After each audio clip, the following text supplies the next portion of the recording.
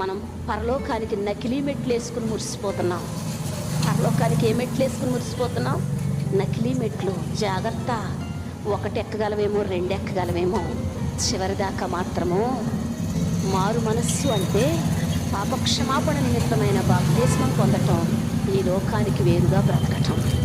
మారు మనస్సు అంటే చెడుతనాన్ని మానుకోవటం, ప్రభువుని వేడుకోవటం. మారు మనస్సు అంటే శ్రమలలో, శోధనలలో వెనుతిరగ స్వార్థ చేయటమే మారు మనస్సు. భక్తుడు వీటన్నిటికీ కలిపి ఒకటే పేరు పెట్టాడు, అదేంటంటే నిజమైన పశ్చాత్తాపం. మారు మనసు అంటే ఏంటండి?